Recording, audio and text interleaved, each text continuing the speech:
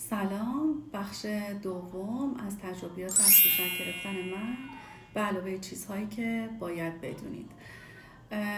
توی این بخش یه سری توضیحاتی میدم، ما بینش از کاری که خودم کردم بهتون میگم. باز اگه سوالی داشتین که من میتونستم پاسخگو باشم لطفاً بپرسین در کامنت ها. پاسخگو هستم. توی این قسمت میخوام براتون بگم که عادی سازی جیش و پیپی چقدر اهمیت داره. بچه ها از 1.5 تا 3 سالگی ممکنه که از دستشویی خودشون بترسن و این خیلی طبیعیه. وقتی که شماره 2 رو جای دیگه به جز پوشکشون میبینن، مثل توی پاتی یا توی توالت و حتی موقعی که داره از بدنشون خارج میشه، براشون یه حس خیلی عجیبیه، مثل اینه که انگار یه قسمتی از بدنشون داره ازشون جدا میشه. بنابراین وظیفه ماست که براشون عادی سازی بکنیم و بهشون نشون بدیم که جیش و پیپی خیلی طبیعی هستن و اصلا ترسناک نیستن. پس لطفاً نه خودتون و نه پدر و نه هیچ کس دیگه‌ای که در اطرافتون هستن دستشویی رو بدبو، بدشکل، پیف پیف، حالم بد شد، این لطفاً خطاب نکنین.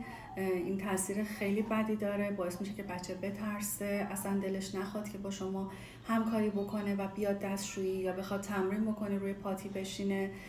کاری که من میکردم وقتی که پوشک دخترم رو باز میکردم، اگه شماره 2 بود بهش نشون میدادم، با خودم میبردمش دستشویی و مینداختم توی کاسه توالت و ازش میخواستم که سیفون رو بکشه.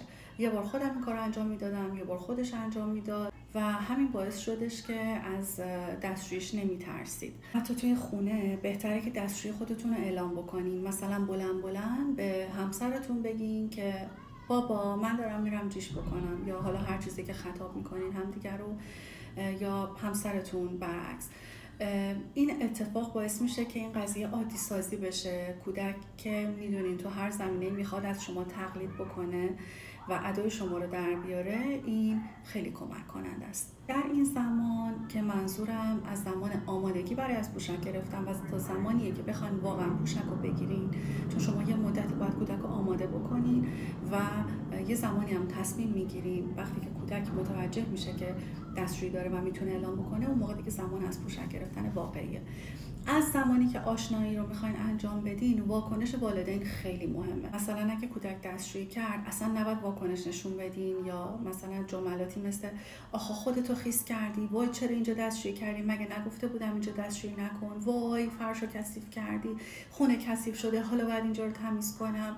عصبی بشید، با همسرتون برخورد کنید یا اینا رو نشون بدید که تاثیر خیلی بدی گذاشته روتون. اینا همه تاثیر مخرب داره. یکی از کارهایی که من کردم که خیلی خیلی کمک کننده است و حتما باید این کار رو انجام بدین، اینه که کودکتون رو وقتی که هنوز نمیتونه دستشوییش رو بگه و شما میخواین آمادش کنین برای دستشویی و میخواین با پاتی آشناش بکنین، صبح پوشکش رو در بیارین و مستقیم به محض اینکه چشاش رو باز کرد بذارینش روی پاتی، بشینه روی پاتی و معمولا اکثر مواقع اونجا دستشویی میکنن.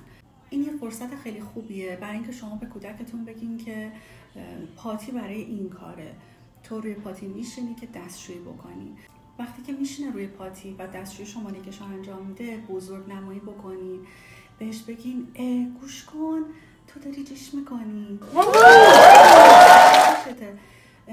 تشویقش کنین، دست بزنین، براش میتونین جایزه در نظر بگیرین، هر چقدر کوچیک، حتی در حد یه دونه استیکر یا هر چیزی که میدونین خوشحالش میکنه. اگر مثلا تو خوراکی هست، حالا زیاده روی نکنین، یه وقت به این هوا بهش شکلات و بستنی و آب نبات و اینا ندین.